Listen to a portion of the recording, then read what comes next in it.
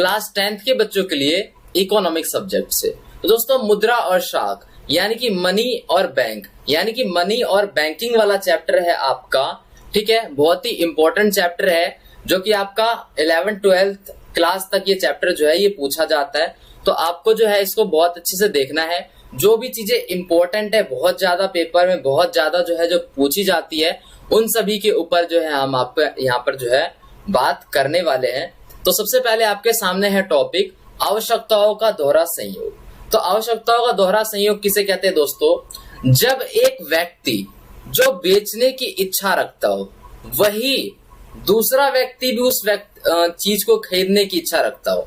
अर्थात इसका क्या मतलब है, जिस समय पैसे नहीं हुआ करते थे उस समय क्या होता था, कोई ए बंदा था वो कुछ चाहता है कि मैं इसे बेच दूं बी बंदे को, लेकिन उस बी बंदे को भी तो उसे खरीदना चाहिए, यानी उस सामान की आवश्यकता होगी, तभी दोनों में क्या होगा, विनिमय होगा। लेकिन अगर जो ए बंदा बेचना चाहता है और बी बंदा खरीदना ही नहीं चाहता तो दोनों में क्या होगा, जो खरीद बिक्री होगी वो नहीं होगी। तो उस समय जब मुद्रा नहीं थी, ठीक है, तो उस समय ये जो है आवश्यकताओं का दोहरा संयोग हुआ करता था, तभी विनिमय होता।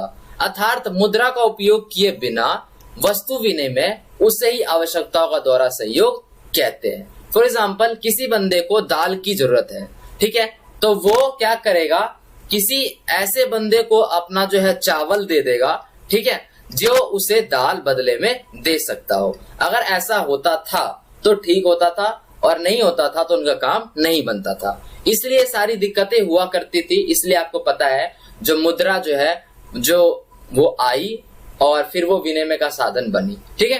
तो यहां से इसे खत्म करते हैं और मुद्रा को विनिमय का माध्यम क्यों कहा जाता है ये टॉपिक पर आते हैं। तो मुद्रा को विनिमय का माध्यम इसलिए कहा जाता है क्योंकि वो खरीद बिक्री में किसका काम करता है, मध्यस्थता का कार्य करता है। फॉर एग्जाम्पल यहाँ पर देखिए आप, कोई जो क्रय विक्रय हो रहा है, ठीक है, यानी कोई सामान है उसको खरीद बिक्री करनी है, तो बीच में अब जो है जो रोल है वो कौन बन जाता है, वो मुद्रा बन जाता है। उसी के द्वारा कोई भी खरीद बिक्री होती है, ठीक है। हम कुछ भी खरीदते हैं और कुछ भी बेचते हैं तो बीच में हमें मुद्रा की आवश्यकता पड़ती है, इसलिए मुद्रा को विनिमय का माध्यम कहा जाता है। ठीक है दोस्तों, सिंपल है, यहां से आप समझिए मुद्रा विनिमय प्रक्रिया में मध्यस्थता का कार्य करता है, इसलिए इसे विनिमय का माध्यम कहा जाता है। सिंपल है, ठीक है। यहाँ पर नेक्स्ट टॉपिक के ऊपर देखते हैं हम, जो है ऋण की शर्तें। ये क्या होता है दोस्तों, कोई भी चीजें जैसे लोन है, आपको लोन चाहिए तो उस लोन के लिए क्या शर्तें होनी चाहिए, वो होता है ऋण की शर्तें, ठीक है। तो उसका देखते हैं हम यहाँ पर। पहले तो ब्याज दर आपको बता दिया जाएगा कि ब्याज दर इतना होगा, वो कम है ज्यादा है वो आपको देखना है।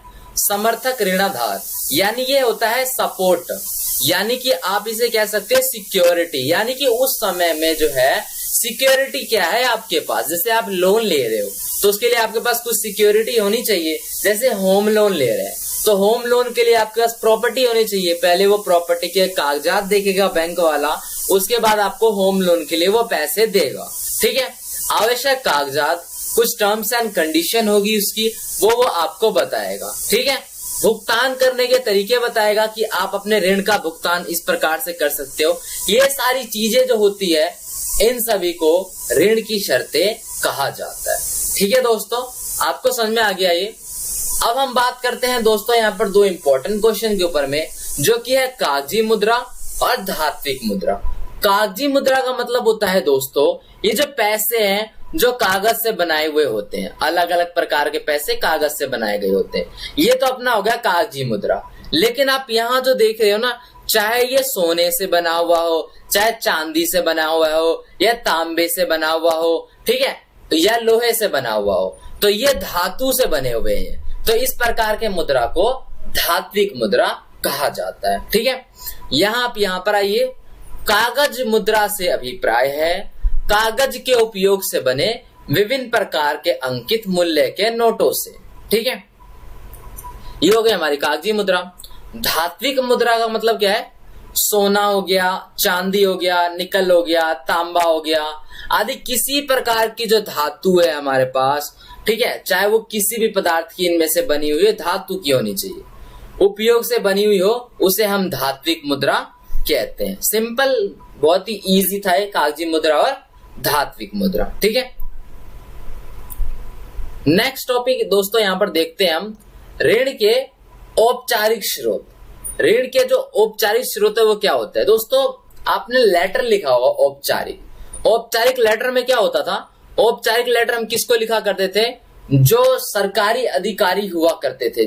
ठीक है, तो इसमें ऋण के औपचारिक स्रोत में भी ऐसा है, जैसे सरकार से संबंधित आप बैंक से लोन लोगे इसमें, ठीक है, और या आप सहकारी समितियां से लोगे, यानी जो सरकार से संबंधित होगी। ठीक है, अब बैंक से लेने में और दूसरे किसी अन्य स्रोत से लेने में क्या जो फायदा और नुकसान है वो समझिए। बैंक से क्या होता है, आपको थोड़े मुश्किल होती है लेने में, क्योंकि आपको वहां पर जो है पेपर वर्क होता है आपका ज्यादा। ठीक है, और अगर आपके पास प्रॉपर्टी के और इन सभी के जो पेपर्स है वो नहीं है तो आपको कहीं ना कहीं लोन नहीं मिलता।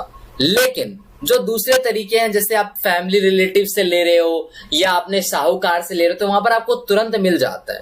ठीक है, अब नुकसान क्या है? देखिए, जो यहाँ पर फैमिली रिलेटिव्स वाले बंदे हैं ना, वो आपसे उचित दर जो है वो ब्याज लेंगे। ठीक है, आपकी मजबूरी देखेंगे और फायदा उठाएंगे उसका। लेकिन जो बैंक से जो मिलता है वो आपको बहुत बढ़िया मिलता है। उससे क्या होता है, वो निश्चित ब्याज ही लगाएंगे जो सबको लगाना होगा। ठीक है, तो आपको ऋण के, आप यहां से ये समझिए कि ऋण के औपचारिक स्रोत जो है ये आपको पता चल गया क्या होता है। ऋण के अनौपचारिक स्रोत यहां से हम देखते हैं। ठीक है, ऋण के अनौपचारिक स्रोत में दोस्तों अनौपचारिक पत्र लिखा होगा आपने। ठीक है, इसमें क्या हुआ करता था, अनौपचारिक पत्र में हम लिखा करते थे अपने रिश्तेदार को, दोस्त को, ठीक है, भाई बंधु, इन सब को लिखा करते थे। ठीक है, तो इसमें अनौपचारिक भी ऐसा ही होता है। इसमें शामिल होते हैं साहूकार से लोन लेना, किसी दोस्त यार से लोन लेना या अपने रिश्तेदार से लोन लेना। ठीक है, अब इसमें मैंने घाटा आपको बता ही दिया, घाटा और फायदा दोनों ही। ठीक है, कि इसमें प्रॉफिट और लॉस ये होता था कि आपको लोन तो जल्दी मिल जाता है, लेकिन वो आपसे ज्यादा ऋण वसूलते हैं, यानी आप कह सकते हो ब्याज ज्यादा वसूलते हैं। ठीक है, ब्याज की मात्रा वो अपने हिसाब से सेट करेंगे। ठीक है, आपका शोषण होगा इसमें, और अगर आप टाइम पे नहीं दे पाए तो फिर इनके अलग ही चोचले होते हैं। ठीक है, लेकिन बैंक आपके साथ ऐसी चीजें नहीं करता है। तो विभिन्न विभिन्न ऋण के स्रोत होते हैं जिसमें अलग अलग टर्म्स एंड कंडीशंस होती है। आपको समझ में आ गया होगा ऋण के अनौपचारिक और ऋण के औपचारिक स्रोत। ठीक है दोस्तों, तो यहां से देखते हैं, नेक्स्ट टॉपिक ऊपर चलते हैं कि करेंसी नोट जारी कौन करता है। जो पैसे हैं, जो रुपए हैं, यानी आप कह सकते हो नोट जारी कौन करता है। तो दोस्तों इसका जो एकमात्र अधिकार मिला हुआ है वो मिला हुआ है भारतीय रिजर्व बैंक को, यानी रिजर्व बैंक ऑफ इंडिया को। ठीक है, आप जो भी कहो। ठीक है, तो भारत में बात करें तो रिजर्व बैंक ऑफ इंडिया को, यानी कि जिसे हम केंद्रीय बैंक के भी नाम से जानते हैं, केंद्रीय सरकार की ओर से अलग अलग प्रकार के जो है करेंसी नोट जारी करता है। एकमात्र अधिकार इन्हीं को मिला है, यही कर सकते हैं नोट जारी। ठीक है, तो ये आपका टॉपिक यहां से होता है। और अब हम बात करते हैं समर्थक ऋणाधार के ऊपर में। अभी हमने समर्थक, आपका वर्ड आया था सिक्योरिटीज, बताया था मैं आपको।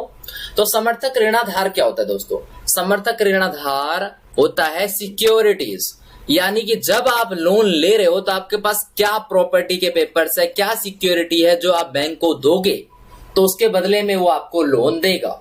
ठीक है, यहां से समझिए, ऐसी समर्थक ऋणाधार होता है ऐसी संपत्ति होती है जिसका मालिक कर्जदार है। फॉर एग्जाम्पल, हम ले रहे हैं लोन, तो उसका मालिक हमें होना चाहिए, हमें अपनी प्रॉपर्टी का, और इस संपत्ति का उपयोग वह उधारदाता को, उधारदाता कौन हुआ? जो हमें उधार दे रहा है, जैसे बैंक, उसको गारंटी प्रदान करने के लिए हम करते हैं। ठीक है, तो ये सारी चीजें होती है, उसे समर्थक ऋणाधार कहते हैं। हम समर्थक ऋणाधार के उदाहरण के ऊपर में भी चर्चा करेंगे। आपको ये समझना है कि समर्थक ऋणाधार क्या होता है, और आई होप आपको समझ में आ गया होगा कि समर्थक ऋणाधार क्या होता है। ठीक है, बात करते हैं यहाँ पर वस्तु विनिमय प्रणाली। तो दोस्तों वस्तु विनिमय प्रणाली का मतलब होता है वस्तुओं के बदले वस्तु का लेन देन, वस्तु विनिमय प्रणाली कहलाती है। इसका मतलब है कि किसी एक बंदे को कोई सामान चाहिए तो बी बंदे के पास जाएगा और इसको बोलेगा ये सामान तू ले और बदले में जो सामान मुझे चाहिए वो मुझे दे दे। तो हो गया, दोनों में विनिमय हो गया। ठीक है, तो इसे बोलते हैं वस्तु विनिमय प्रणाली, यानी पैसों का इस्तेमाल नहीं हुआ, वस्तु के बदले वस्तु का लेन देन कर दिया हमने।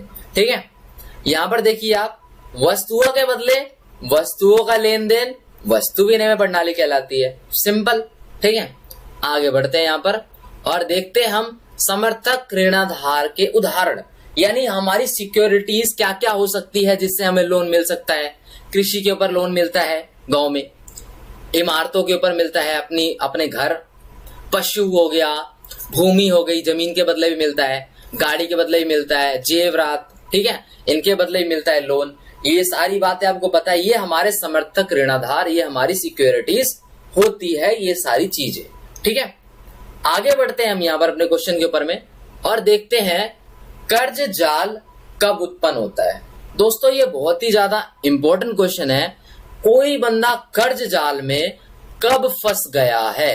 ठीक है, क्या दिक्कतें आई उसके साथ जब वह कर्ज जाल में फंस गया है। ठीक है, तो कर्ज जाल में फंसने का मतलब होता है कि उसने जो पहला लोन ले रखा था उसको नहीं चुका पा रहा, पहले लोन को चुकाने के लिए उसने दूसरा लोन लिया, ठीक है, दूसरे लोन को चुकाने के लिए उसने तीसरा लोन लिया और उसकी आर्थिक जो स्थिति है वो खराब से खराब हो चुकी है और उसकी जो इनकम है वो ज्यादा नहीं है। तो इस सिचुएशन में वो बंदा जो है कर्ज जाल में फंस जाता है और इन सभी लोन को खत्म करने के लिए उसको अपनी पुरानी जो घर है, जो उनके दादा परदादा से विरासत में मिली जमीनें हैं, उनको बेचकर वो कर्ज को खत्म करता है। तो इस सिचुएशन में जब कोई बंदा फंस जाता है तो उसको हम कहते हैं कर्ज जाल में फंस जाना, कर्ज जाल उत्पन्न हो जाना। ठीक है, अब यहां से आप समझिए, जब कर्जदार अपना पिछला कर्ज चुका नहीं पा रहा हो, ठीक है, और पुराने कर्ज को खत्म करने के लिए नया कर्ज ले रहा हो, ठीक है, और आर्थिक स्थिति उसकी खराब से भी खराब हो चुकी है, पहले जितनी खराब थी लोन लेने से पहले, अब लोन लेने के बाद उससे भी ज्यादा खराब हो चुका हो उसकी स्थिति, ठीक है, और कर्ज चुका नहीं पा रहा हो और अपनी पुरानी संपत्ति को बेचना पड़ रहा हो, तो ऐसे में वो कर्ज जाल में फंस चुका है। दोस्तों ऋण लेते समय हमें बहुत अच्छे से विचार करना होता है कि ये लोन हम ले रहे हैं तो इस लोन से हम क्या करेंगे, इस लोन को खा जाएंगे, तो ये हमारा मकसद नहीं है। इस लोन से हम इसको इन्वेस्ट करेंगे उस पैसे को और उससे और पैसे आएंगे तो उससे हम लोन भी चुकाएंगे और स्थिति भी ठीक होगी। वो काम होता है लोन लेने का।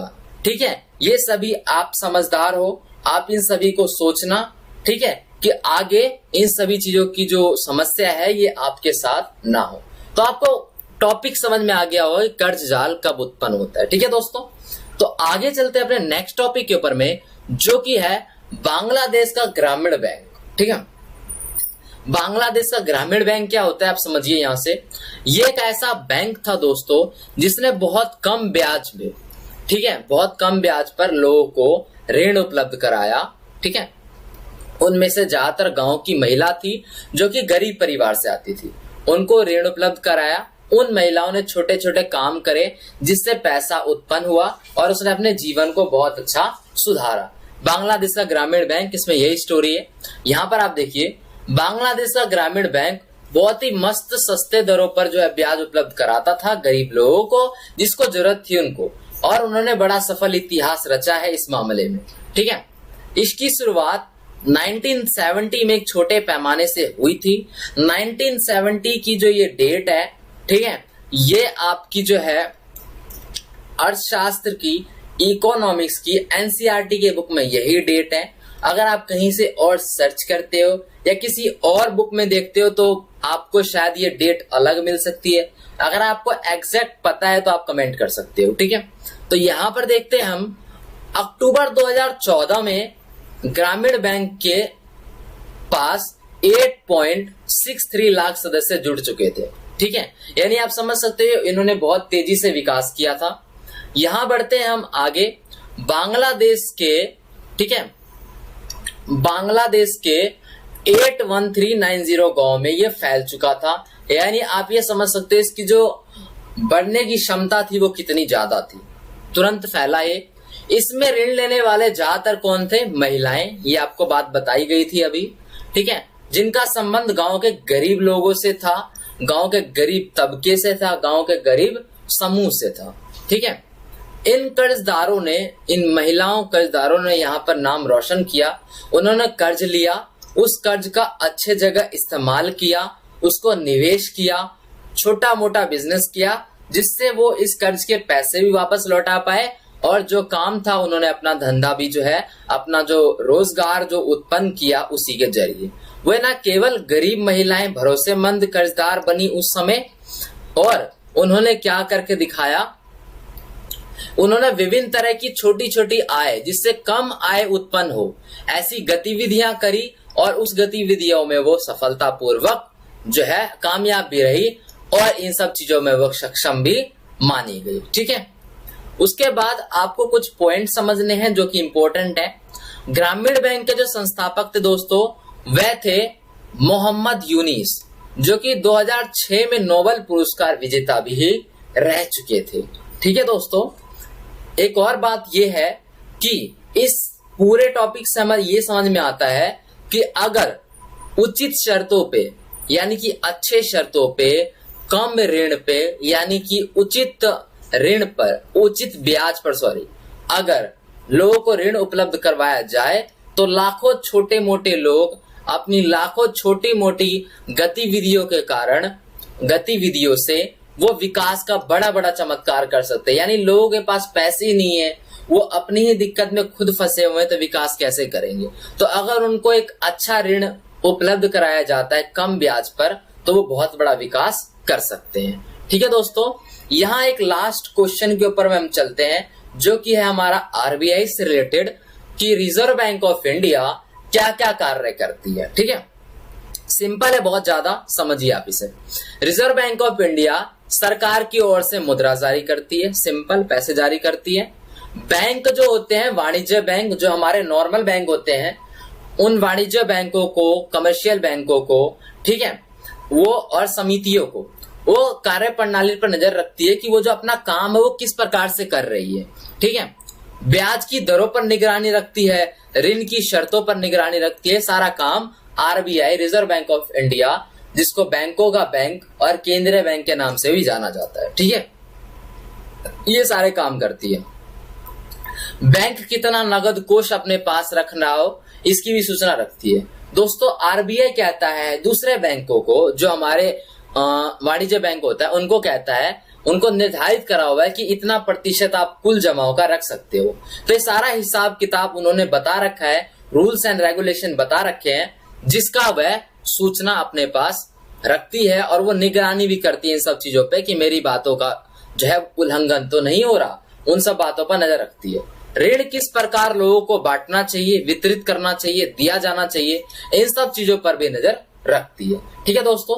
तो वीडियो आपकी यहाँ पर खत्म होती है। बहुत ही इंटरेस्टिंग सा छोटा सा चैप्टर है आपका, ठीक है, जिसमें से काफी क्वेश्चन पूछे जाते हैं और बहुत आगे की क्लासों तक भी आपको ये सारी चीजें जो है एज इट इज आपको काम आएगी। तो बहुत अच्छे से आप वीडियो देखिए, नोट डाउन करिए, पढ़िए, ठीक है। तो वीडियो पसंद आ गई तो आप कर सकते हैं लाइक, आप कमेंट भी कर सकते हैं, आप शेयर कर सकते हैं, आपको वीडियो कैसी लगी, ठीक है। साथ सब्सक्राइब कर दें हमारे चैनल को, बेल नोटिफिकेशन आइकन को आप दबा दें, जिससे नई वीडियो की नोटिफिकेशन आप तक पहुंचती रहेगी। तो धन्यवाद दोस्तों।